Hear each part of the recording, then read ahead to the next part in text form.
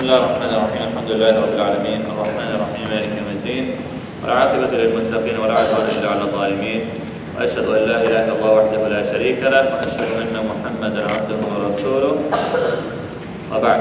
Inshallah, today we'll be covering Surah al-Kahf and hopefully Surah Maryam and Surah Taha, and then we'll be completing the 16th juz inshallah ta'ala. Surah al-Kahf, from the virtues of the surah, the Prophet ﷺ has encouraged us in many different hadiths to recite it on Friday. And he said, ﷺ, there will be a light from one Friday to the next Friday. In another hadith, we know that whoever recites Surah al-Kahf will be protection for him against the Dajjal. And there are other narrations that said the first 10 ayat or the last 10 ayat. But you look at, there's many different themes in this surah. And Surah al-Kahf is a Meccan surah which helps us understand the importance of faith, the importance of humility, the importance of good company, the importance of trusting Allah subhanahu wa ta'ala. All of these themes are mentioned in the surah.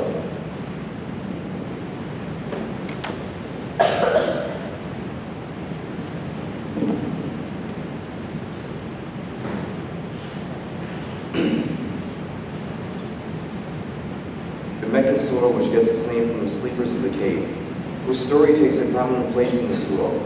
The surah also deals with two other stories: Moses meeting with an unidentified figure, and the story of Dhul-Qarnayn. A parable is put forward for the people of Mecca, the parable of the luscious gardens belonging to an arrogant and ungrateful man, which God reduces to dust.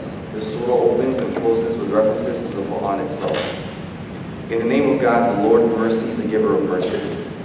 Praise be to God who sent down the scripture to his servant and made it unerringly straight, warning of severe punishment from him and giving glad news to the believers who do good deeds, an excellent reward that they will always enjoy. It warns those people who assert God has offspring. They have no knowledge about this, nor did their forefathers. It is a monstrous assertion that comes out of their mouths. What they say is nothing but lies. But Prophet, are you going to worry yourself to death over them if they do not believe in this message?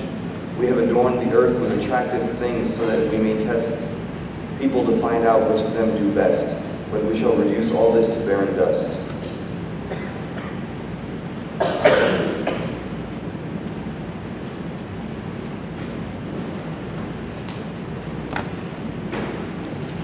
So at the beginning of the surah, Allah subhanahu wa ta'ala talks about the Quran and the Quran being straight. And the Quran is the straight path, and no crookedness can come to the Quran. And he talks about it warning of severe punishment and giving good news to the believers who do good deeds. Then Allah subhanahu wa ta'ala says it's warning especially those people who have made false beliefs or false accusations against Allah subhanahu wa ta'ala, like saying that he has a child and things like this.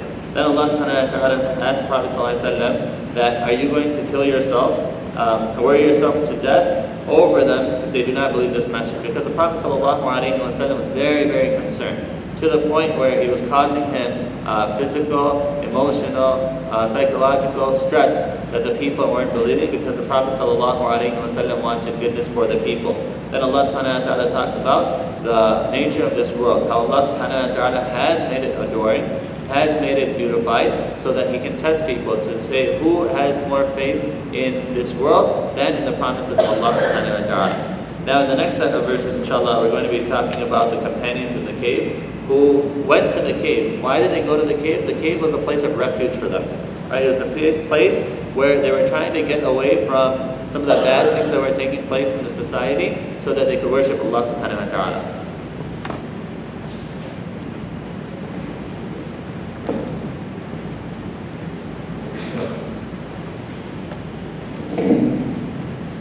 Prophet, do you find the companions in the cave and Elohim so wondrous among all our other signs? When the young men sought refuge in the cave and said, Our Lord, grant us your mercy and find us a good way out of our ordeal. We sealed their ears with sleep in the cave for years. Then we woke them so that we could make it clear which of the two parties was better able to work out how long they had been there. Prophet, we shall tell you their story as it really was. There were young men who believed in their Lord, and we gave them more and more guidance. We gave strength to their hearts when they stood up and said, Our Lord is the Lord of the heavens and the earth. We shall never call upon any God other than him, for that would be an outrageous thing to do. These people of ours have taken gods other than him. Why do they not produce clear evidence about them? Who could be more unjust than someone who makes up lies about God? Now that you have left such people and what they worship instead of God, take refuge in the cave. Your Lord will shower his mercy on you and make you an easy way out of your ordeal. You could have seen the light of the sun as it rose, moving away to the other right of their cave, and when it is set, moving away to the left of them, while they lay in the wide space inside the cave. This is one of God's signs. Those people God guides are rightly guided, but you will find no protector to lead to the right path those he leads astray. You would have thought they were awake, though they lay asleep. We turned them over to the right and the left, with their dog stretching out his forelegs at the entrance. If you had seen them, you would have turned and run away, filled with fear of them.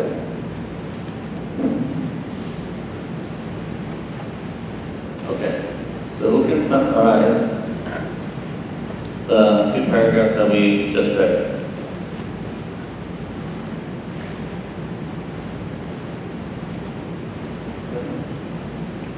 What just happened? What is Allah subhanahu wa ta'ala talking about in terms of the people of the cave? Why did they go to the cave? What was happening when they were sleeping in the cave in terms of the sun? What else was with them when they were in the cave? These questions. Think about it. Good. Was it that the people that were in the cave were believing in the idea of one God, and everyone else in like their town or area had to believe in multiple gods, so they went to seek refuge in the cave, and then Allah put them through.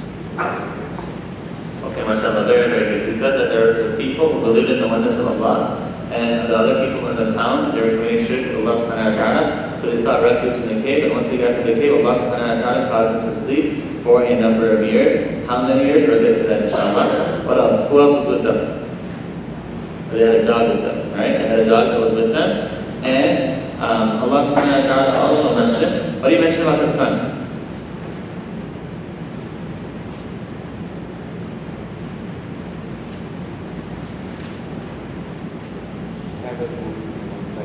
Okay, when the sun was rising and setting, it wasn't rising and setting directly on them, but Allah subhanahu wa ta'ala would order the sun that if they're here, to go over here or here, so that they themselves would have a comfortable sleep, and they would be able to sleep for a number of years. Okay, anybody ever see when a person is unable to move and they're confined to the bed? What needs to be done to that person so they don't develop different things called bed sores? What needs to happen to those people?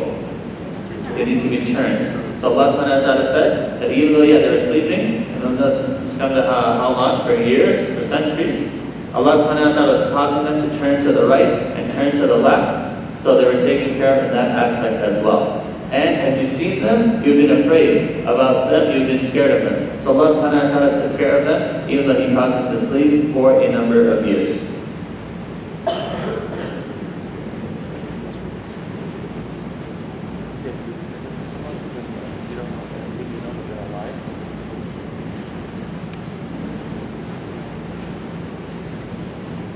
In time we woke them, and they began to question one another.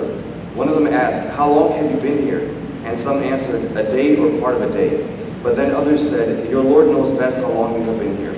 One of you go to the city with your silver coins. Find out where the best food is there, and bring some back. But be careful not to let anyone know about you. If they found you out, they would stone you or force you to return to their religion, where you would never come to any good." In this way we brought them to people's attention so that they might know that God's promise of resurrection is true, and that there is no doubt about the last hour, though people argue among themselves. Some said, "Construct a building over them. Their Lord knows best about them." Those who prevailed said, "We shall build a place of worship over them." Some say, "The sleepers were 3, and their dog made 4. Others say, "There were 5, and the dog made 6. Guessing in the dark, and some say, "There were 7, and their dog made 8. Say, Prophet, my Lord knows best how many they were. Only a few have real knowledge about them, so do not argue, but stick to what is clear, and do not ask any of these people about them. Do not say of anything, 'I will do that tomorrow,' without adding, 'God willing.' And whenever you forget, remember your Lord and say, 'May my Lord guide me closer to what is right.'" Some say the sleepers stayed in their cave for 300 years. Some added 9 more. Say, Prophet, God knows best how long they stay. His is the knowledge of all that is hidden in the heavens and earth. How well He sees, how well He hears, and they have no one to protect them other than Him. He does not allow anyone to share His rule. Okay, how did the people of the town find out about them and who they were and what their story? When they took the coins out, they're saying that these coins that are being used that they're trying to purchase with, they haven't been used for 300, they haven't been used for centuries. Who are you? Where did you come from? And things like that. So Allah subhanahu wa ta'ala wanted them to be exposed, wanted people to know about them, so that people could know that the promises of Allah subhanahu wa ta'ala are true, and Him bringing everyone back to life is just how He causes us to return from our sleep and wake up. So everything is easy to Allah subhanahu wa ta'ala. When they found out about these people, what did they do?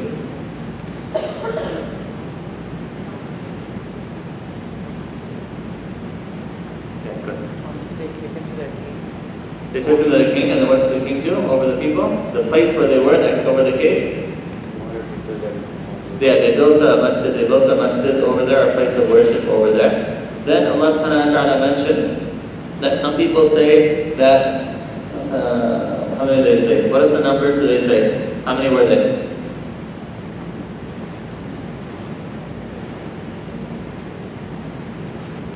Like mentioned in... Yeah, some say 3, and then the dog was a 4th. Some say 5, and the dog was 6. Some say they were 7, and the dog made 8. And only a few people know about them. Ibn Abbas, he said that Allah subhanahu wa ta'ala's Messenger was among the few that were told this. And he said that there were 7, and the dog made 8. The 7 and the dog made 8. And then Allah subhanahu wa ta'ala says, some say there were 300, some say there were 309. And most scholars say, yeah, if you look at it from a solar calendar, there were 300 years, there for 300 years. And if you look at it from a lunar calendar, they were there for 309 years. So imagine that, people sleeping, or Allah subhanahu wa ta'ala, He causing them to sleep for 300 plus years, and then Him bringing them back to life. And this is very, very easy for Allah subhanahu wa ta'ala. It's like saying, kun fayakun, be, and it is. And you see this is the power of Allah subhanahu wa ta'ala. Then Allah subhanahu wa ta'ala says, وَلَا تَقُولَنَّ لِشَيْءٍ إِنِّي فَاعِلٌ ذَلِكَ غَدًا إِلَّا أَن يَشَاءَ اللَّهُ. That don't say that you're going to do anything tomorrow, except that you say inshallah with it. Why is that? It's because the Prophet ﷺ was asked about the people of the cave. They asked him, the people of Mecca went to the Jews in Medina, and they said, there's this person who claims to be a prophet among us. So how can we verify if he's a prophet or not? So they said, okay, ask him a few questions. And one of the questions that they asked was about the youth in the cave. So the Prophet ﷺ told them that I don't know, but I'll tell you tomorrow. He forgot to say inshallah. So Allah subhanahu wa ta'ala, He delayed the revelation for close to 17 days. And then He revealed this in more detail and with the truth. Then the story is mentioned on the people of the book. But Allah subhanahu wa ta'ala, at the end of the story, He said, don't say that you're going to do anything tomorrow except that you say inshallah, because you never know. And everything is in the hand of Allah subhanahu wa ta'ala.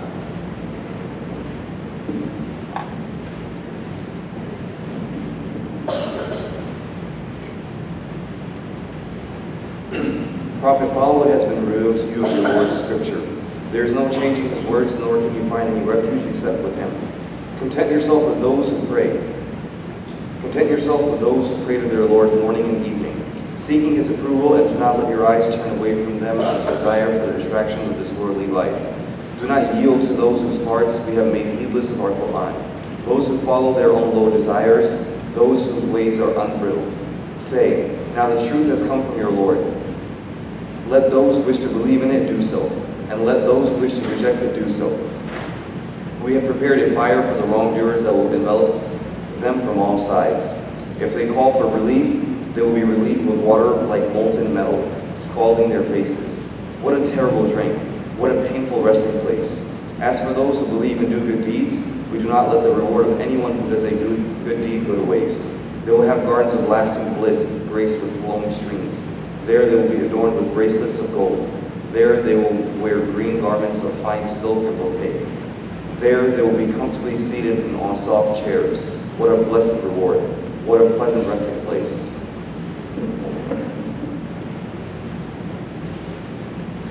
We're the first people to accept Islam and the first people to accept any of the teachings of the messengers ﷺ were the people that were looked down upon in society. So when the Prophet ﷺ was doing da'wah to the elite among the Quraysh, they tried to make their listening conditional to the Prophet ﷺ. They said, look, we are the upper class, we are the best of the best, we are the elite of the society. In order for us to talk to you, you have to get rid of these people who are your low followers according to them. So there was Bilal radiallahu anhu, there was Ammar, Yasir, and there was Suhaib al-Rumi radiallahu anhum jami'an. Right? They weren't originally from the Meccans, or they were from the low class of the Meccans. So they said, if you want to talk to us, we can't have these people be your followers because we can't associate ourselves with them because we're the high class and they're the low class. So the Prophet ﷺ, he had no intention of doing this, but Allah subhanahu wa ta'ala reminded him that content yourself with those who pray to their Lord morning and evening, seeking the approval of Allah subhanahu wa ta'ala, and do not let your eyes turn away from them out of desire for the attraction of this worldly life. Do not yield to those whose hearts we have made heedless of our Qur'an, and those who follow their own low desires, those whose ways are unbridled. Meaning, O Messenger of Allah ﷺ, don't abandon your companions for the sake of others and for the sake of this world. So this is what we have to understand and we have to think about. The friends and environment that we surround ourselves with, is it bringing us closer to Allah subhanahu wa ta'ala? And if it's not, we have to change that environment. And we have to be a source of bringing others to Allah subhanahu wa ta'ala ourselves. Because this is a responsibility, this is an obligation. So the Prophet ﷺ was told to stay with the companions that love Allah and their only goal in life is to please Allah subhanahu wa ta'ala. And don't fool yourselves and don't get surrounded by people who are trying to make this world and the accumulation of more and more in this world their purpose and their goal. Then Allah subhanahu wa ta'ala talks about the people of the two gardens.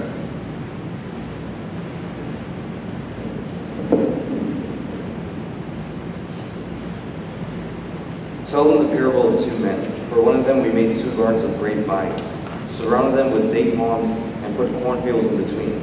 Both gardens yielded fruit and did not fail in any way. We made a stream flow through them, and so he had abundant fruit.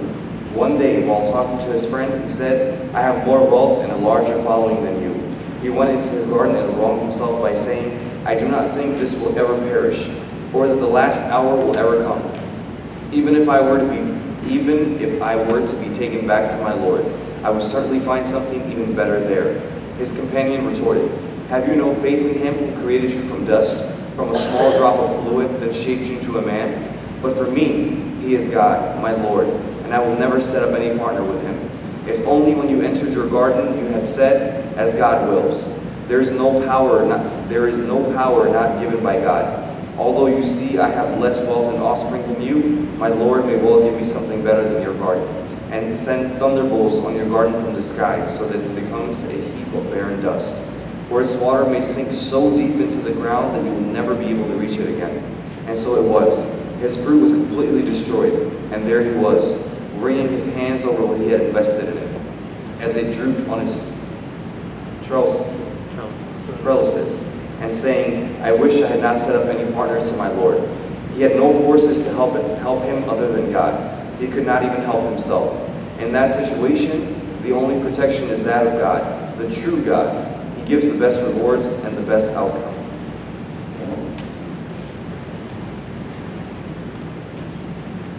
Okay, what is the example that Allah subhanahu wa ta'ala gives here?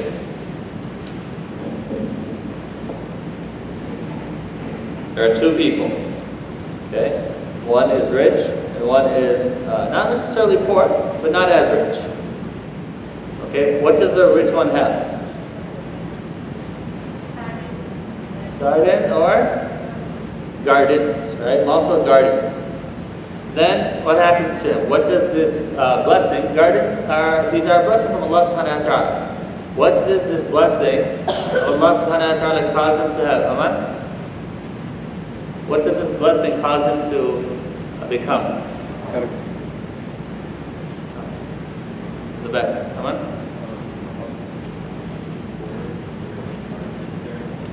I can't hear you. Loud, I can't hear you. I don't know if you're saying the right thing, I just can't hear you.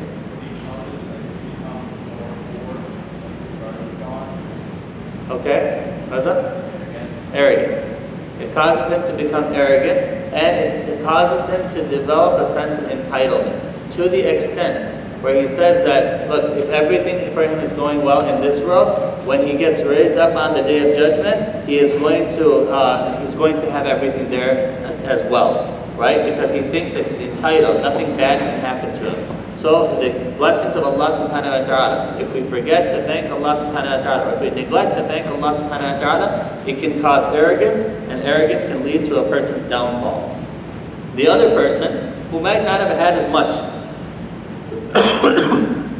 in terms of children or wealth, he said, thank Allah subhanahu wa ta'ala. Why are you disbelieving in Allah subhanahu wa ta'ala? Why are you thinking that all of this goodness is from you? It could be very easy for Allah subhanahu wa ta'ala to destroy everything that you have, right, by sending a thunderbolt or making the water too much and causing damage to your crops, right? What you should say is, MashaAllah la quwwata illa billah. That everything is from Allah subhanahu wa ta'ala, and there's no power and strength except for Allah subhanahu wa ta'ala. So what happened was that his garden was destroyed, and then he realized that he could not help himself. He could not protect his garden, nor could he help himself. Okay, question.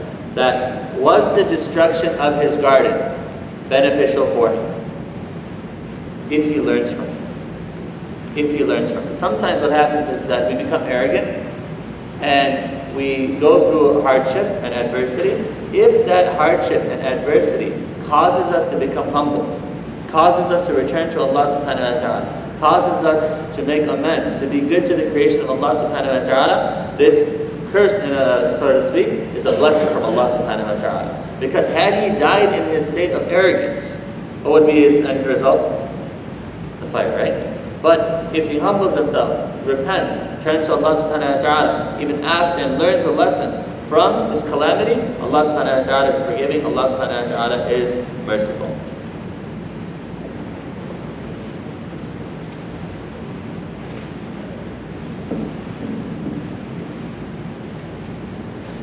Tell them, too, what the life of this world is like. We send water down from the skies, and the earth's vegetation absorbs it. But soon the plants turn to dry stubble scattered about by the wind. God has power over everything. Wealth and children are the attraction of this worldly life. But lasting good works have a better reward with the Lord and give better grounds for hope. On the day we make the mountains move away and you see the earth as an open plain, we shall gather all people together, leaving no one out. They will be lined up before your Lord. Now you have come out to us as we first created you, although you claimed we had not made any such appointment for you. The record of their deeds will be laid open, and you will see the guilty, dismayed at what they contain, saying, woe to us, what a record this is. It does not leave any deed, small or large, unaccounted for. They will find everything they ever did laid in front of them. Your Lord will not be unjust to anyone. Allah subhanahu wa ta'ala mentions the reality of this world. This is very similar to an ayah in Surah Yunus where Allah subhanahu wa ta'ala, remember, he gives the example of the rain and the field and the crops turning green until a person thinks that he has control over it. Then a wind comes or something happens and the field is completely destroyed. Similar example of the world is being given here where Allah subhanahu wa ta'ala talks about the earth's vegetation. But soon the plants turn to dry stubble scattered about by the wind. And Allah subhanahu wa ta'ala has power over everything. And Allah subhanahu wa ta'ala is saying the best thing that we can make an investment in terms of our akhirah is our deeds. Right? Our deeds are more valuable to Allah subhanahu wa ta'ala than our wealth and our children. Right? Because sometimes our wealth and our children can be used for us or against us, but our good deeds will always be there and will always remain on our side. Then Allah subhanahu wa ta'ala, what does he talk about the record? What's the record?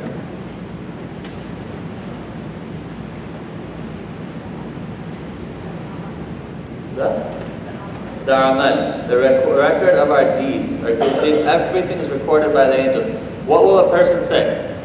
when he sees what is recorded?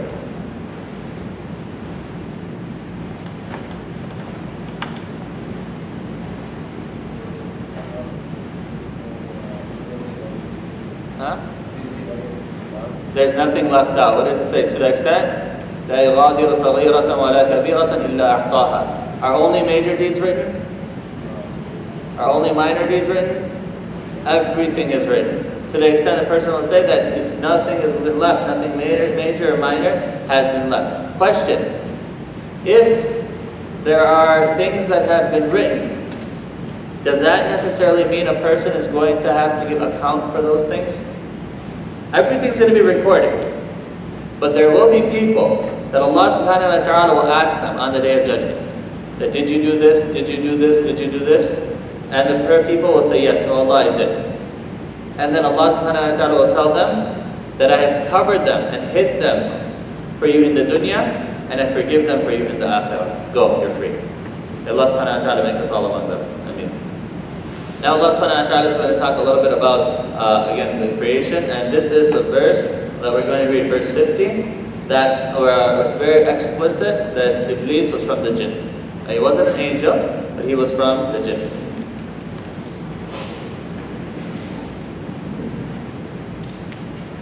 We said to the angels, bow down before Adam, and they all bowed down, but not Iblis. He was one of the jinn, and he disobeyed his Lord's command. Are you people going to take him and his offspring as your masters instead of me, even though they're your enemies? What a bad bargain for the evildoers. I did not make them witnesses to the creation of the heavens and earth, nor to their own creation. I do not take as my supporters those who lead others astray. On the day God will say, call on those you claimed were my partners. They will call them, but they will not answer. We shall set a deadly gulf between them. The evildoers will see the fire, and they will realize that they were about to fall into it. They will find no escape from it.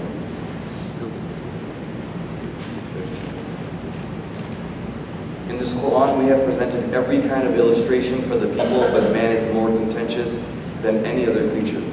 Now that guidance has come to them, what stops these people from believing? What stops these people believing and asking forgiveness from their Lord before the fate of earlier peoples annihilates them, or their torment confronts them?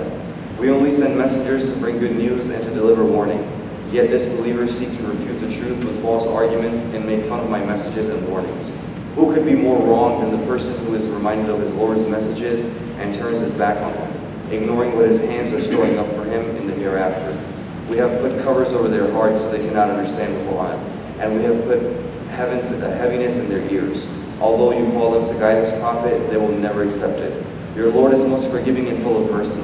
If he took them to task for the wrongs they have done, he would hasten their punishment on. They have an appointed time for which they will have no escape. Just like the former communities we destroyed for doing wrong, we set an appointed time for their destruction. Okay, in this set of ayat, Allah subhanahu wa ta'ala first he mentions that Iblis is from the jinn, and are we going to take Iblis or his progeny, the shayateen, as gods besides Allah subhanahu wa ta'ala? Then Allah subhanahu wa ta'ala talks about the futility of shirk, right? When a person goes in front of Allah subhanahu wa ta'ala, when he sees the fire, he expects that his object of worship is going to help him, is going to support him, is going to protect him. But those objects of worship, they can't even protect themselves. So they can't protect the people that worship them. The only one that can protect us in this world and in the hereafter is Allah subhanahu wa ta'ala. Then Allah subhanahu wa ta'ala talked about the response to the Quran, that the Quran is very clear and has brought signs, but people want to be argumentative towards the Quran and argue with the Quran and try to refuse. But if they approach the Quran with an open mind, an open heart, they would find the Quran the solution to their problems. Then Allah subhanahu wa ta'ala said that mimma qaddamat aydihim, right? That what have you put forward? The people who deny Allah subhanahu wa ta'ala, they are going to regret because what they have put forward for their akhirah is nothing, or shirk and evil deeds and sins. The question we have to ask ourselves is, what have we put forward in terms of our akhirah? When we stand in front of Allah subhanahu wa ta'ala, what can we bank on, right? Can we bank on our character? Can we bank on our faith? Can we bank on our deeds? If not, what are we doing? Right? We have to think about this. That's why people, Allah subhanahu wa ta'ala mentioned in Surah Fajr, that the people say, Ya laytani qaddamtu li hayati. I wish that I put something forward, that I had made a true investment in my true life, my real life, which is the akhirah. So the question, alhamdulillah, we make a lot of planning. Okay, the next 5 years I'm going to do this, inshallah. The next 10 years I'm going to do this. And there's nothing wrong with that. There's nothing wrong with that. Right? We should plan, we should think forward. But at the same time, in terms of our akhirah, what have we prepared for our akhirah? When we stand in front of Allah subhanahu wa ta'ala, are we going to be like, oh Allah, make us among the people that pray. Make us among the people that used to give charity. Make us among the people of the Quran. Make us among the people of Siyam. Right? What are we going to do? That's why Allah subhanahu wa ta'ala said, Inna sa'yakum lashatta, that you have different talents, different skills. So what is going to be your area of concentration? What are you going to excel at? And how are you going to bring the message of Islam forward, not only to yourself, but to others?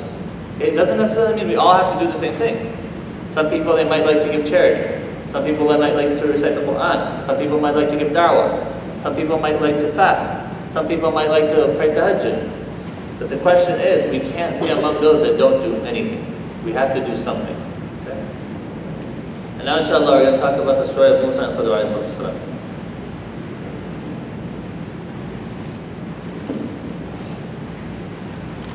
Moses said to his servant, I will not rest until I reach the place where the two seas met, even if it takes me years. But when they reached the place where the two seas meet, they had forgotten all about their fish, which made its way into the sea and swam away. They journeyed on. And then Moses said to his servant, give us our morning meal. This journey of ours is very tiring. And the servant said, remember when we were resting by the rock? I forgot the fish. Shaitan made me forget to pay attention to it, and it must have made its way into the sea. How strange, Moses said. Then that place we were looking for? Then that was the place we were looking for. So the two turned back, retraced their footsteps, and found one of our servants, a man to whom we had granted our mercy and whom we had given knowledge of our own. Moses said to him, may I follow you so that you can teach me some of the right guidance you have been taught? The man said, you will not be able to bear with me patiently. How could you be patient in matters beyond your knowledge? Moses said, God willing, you will find me patient. I will not disobey you in any way. The man said, if you follow me, then do not query anything I do before I mention it to myself. They traveled on. Later, when they got into a boat and the man made a hole in it, Moses said, how could you make a hole in it? Do you want to drown its passengers?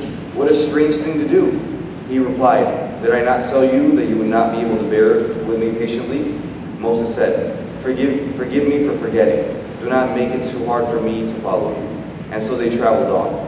Then when they met a young boy and the man killed him, Moses said, how could you kill an innocent person? He has not killed anyone. What a terrible thing to do. He replied, did I not tell you that you would never be able to bear with me patiently? Moses said, from now on, if I query anything you do, banish me from your company. You have put up with enough for me. And so they traveled on. Then, when they came to a town and asked the inhabitants for food, but were refused hospitality, they saw a wall there. They saw a wall